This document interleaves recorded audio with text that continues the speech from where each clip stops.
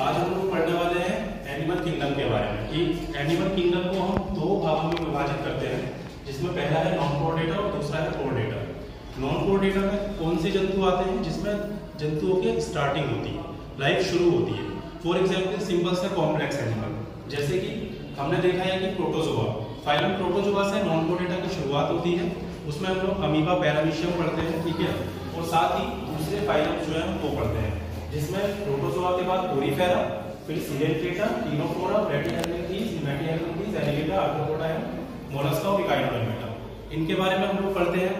इन animals के पढ़ने के बाद दूसरे भागों में जंतु को विभाजित किया है, वो है प्रोडेटर। ठीक, अब इनमें फर्क क्या है नॉन प्रोडेटर और प्रोडेटर?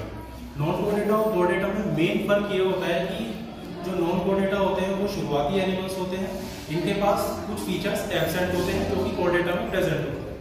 जैसे नॉन प्रोडेटर में हम लोग बात कर लेते हैं प्रोडेटर की क्लासिफिकेशन की, कि कैसे हम प्रोडेटर में जंतुओं को क्लासिफाई करते हैं।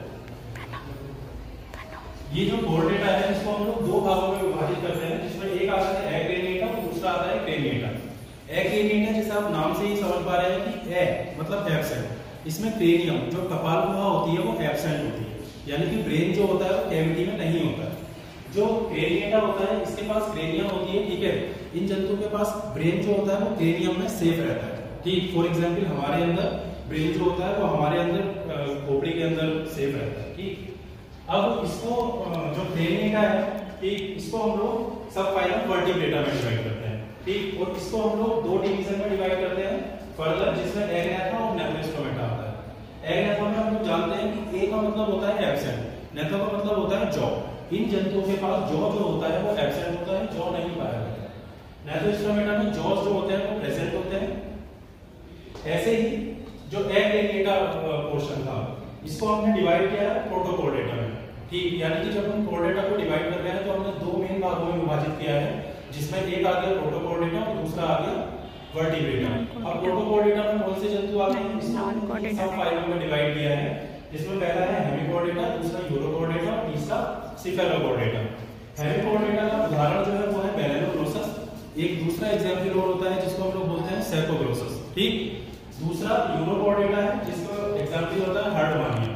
ठीक, and third one last is cephalochordata. Cephalochordata का जो उदाहरण है वो है एम्फिओक्सिस। ठीक है, ओके, प्रोडेटा की बात करते हैं। ठीक है, प्रोडेटा को हम क्या करते हैं कि प्रोडेटा के कुछ कैरेक्टर्स थे जिनके बेस पर उनको प्रोडेट्स बोलते हैं, जिनमें तो pharyngeal, gill slits, notochord, nerve cord, ventral heart present होता है। ठीक, ये सारे फीचर्स होते हैं प्रोडेट्स के।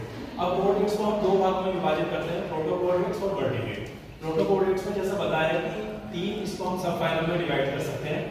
कौन कौन सा? हेमिप्रोडेटा, यूरोप्रोडेटा एंड सिफेलोप्रोडेटा। ठीक, और इनके उदाहरण कौन कौन से होते हैं? हेमिप्रोडेटा में बेलेनोग्लोसस, यूरोप्रोडेटा में हर्डमानिया एंड सिफेलोप्रोडेटा में एम्फिओक्सिस। प्रोडेट्स की वर्टिब्रेट सब फाइलम में इसको डिवाइड किया गया है। अब वर्टिब्रेट सब फाइलम को हम दो डिवीजन में डिवाइड करते हैं, एग्नेथा और नेफ्रोस्टोमेटा। एग्नेथा में जैसे पता है कि एग्नेथा का मतलब होता है जॉ एब्सेंट, इनके जबड़ों में दांत प्रेजेंट नहीं होते हैं। नेफ्रोस्टोमेटा में जबड़े प्रेजेंट होते हैं, यानी दांत जो है वो प्रेजेंट होते हैं। ठीक, अब एग्नेथा को हम लोग दो क्लासेस में विभाजित करते हैं, ओस्टेकोडर्माइन और साइक्लोस्टोम्स। ओस्टेकोडर्माइन में वो जंतु आते हैं जो कि एक्सटिंक्ट हो चुके हैं, अब धरती पर जीवित नहीं है। साइक्लोस्टोम्स में कौन जंतु आते हैं? ये आते हैं साइक्लोस्टोमेटा। इसके जो उदाहरण है वो है पेट्रोमाइजोन और मिक्सिन। ये फिश टाइप की होती है जिनकी बॉडी लंबी सिलेंड्रिकल होती है, बेलन जैसी होती है। ठीक, और इनकी बॉडी पे स्केल्स प्रेजेंट नहीं होते हैं और साथ में ये ईंस जैसी दिखती है। नेफ्रोस्टोमेटा की अगर बात की जाए तो इसको हम लोग फिर डिवाइड करते हैं दो सुपर क्लासेस में। ठीक, और वो दो सुपर क्लासेस कौन कौन सी हैं? पाइसिस और टेट्रापोडा। पाइसिस का मतलब होता है फिश, ठीक है, और टेट्रापोडा का मतलब होता है ऐसे जंतु, टेट्रा मतलब चार, ऐसे जंतु जिनमें चार पोर्स होते हैं। पोर्स मतलब हाथ और पैर। ठीक है, पाइसिस की अगर बात की जाए उसको तीन क्लासेस में डिवाइड कर सकते हैं, जैसे प्लेटोडर्माइन, कॉन्ड्रिक्टिस एंड ऑस्ट्रिक्टिस। ठीक, प्लेटोडर्माइन में एक्सटिंक्ट फिशेस आती हैं, कॉन्ड्रिक्टिस में कार्टिलेज वाली फिश आती है और ऑस्ट्रिक्टिस में बोनी फिश आती है।